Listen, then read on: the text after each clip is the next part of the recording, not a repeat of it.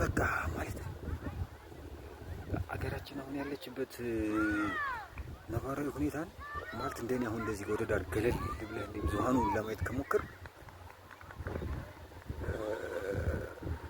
ለጤንነት ሳይሆን ለብደት የቀረበ ሰው ነው የምታገኙት። አሁን ለምሳሌ ዩዥዋሊ ምን እላለሁ መሰለህ? አሁን ለምሳሌ መገረም ካለብህ ደደብ ሰው ሲያጋጥም ማለት ነው። we have a lot of them። መገረም ያለብህ ወይ ሶስት ሲያጋጥም ለምሳሌ አግሪስት ደ ኖርም ሲሆን ላይክ አሁን ለምሳሌ እነሱ ማለት ከሚዲያ የተቀበሉት መረጃ አለ አይደል? እሱን እንደ ፋክት አለ ወይም እንደ አብሶሉት ተዘርባም ተውሉ ያንን በሆነች አርጊውመንት ወይ በሆነች ሎጂክ ስነካካት ማለት ነው። የሆነ ጊዜ ስለ አጤ ምኒልክ ስለ ታሪክ ስናወራ የአጤ ምኒልክ በአጤ ምኒልክ ዙሪያ ስናወራ አጌኒስት ደማስ የሆነ ሀሳብ አመጣው ማለት ነው። I usually do it. Well, it might be right, it might be wrong. I don't give a fuck ማለት ታሪክ ሲጀምር ታሪክ መወራት ያለበት ታሪክ አለ፣ መወራት ያለበት ታሪክ አለ እና በቃ ማለት አሁን እኔ ኢትዮጵያን ከመሩ ታላላቅ መሪዎች መካከል ምናልባት ከአጤ ቴዎድሮስ ቀጥሎ የሚቀመጡት አጤ ምኒልክ ናቸው።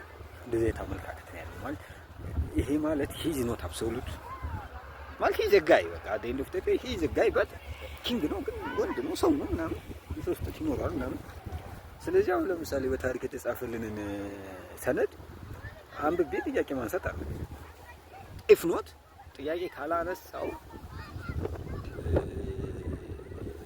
ፍላጎቴ ነገርየው መረዳት ማወቅ ምናምን ሳይሆን የመረጃ ጉዳይ ማለት ነው። አሁን ለምሳሌ ብዙ ጉዳዮች ሰዎች አሉ ፉል ኦፍ መረጃ ናቸው፣ ፉል ኦፍ ኢንፎርሜሽን እያንዳንዱ ነገር ላይ መረጃ አላቸው እና ያን የሰሙትን መረጃ የሆነች ነገር እጥፍ አድርጓል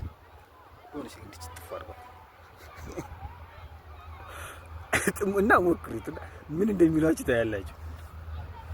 በቃ አይሆንም። በቃ በጣም ነው የሚያሳዝነው ማለት አሁን ለምሳሌ አሁን ባለን በእኛ ሀገር መሪያው ለምሳሌ አብይ አህመድ አለ። አሁን ስለ አብይ አህመድ በተቃራኒ የቆመ የሆነ ኃይል ይኖራል። ስለዚህ አሁን ለምሳሌ ከአብይ አህመድ በተቃራኒ የሆነ ኃይል ዩዥዋሊ ስለ አብይ የሚያወራው ዩዥዋሊ ኔጌቲቭ ነገር አብይ ጥሩ ነው ምናምን እያልኩ አይደል። እንደዛ ካልኩማ ችግር አለ ማለት ነው። ግን የእሱ ፖይንት ኦፍ ቪው ነገሮችን የሚረዳበት መንገድ፣ ነገሮችን ለማስረዳት የሚጥርበት መንገድ የእሱን ፍላጎት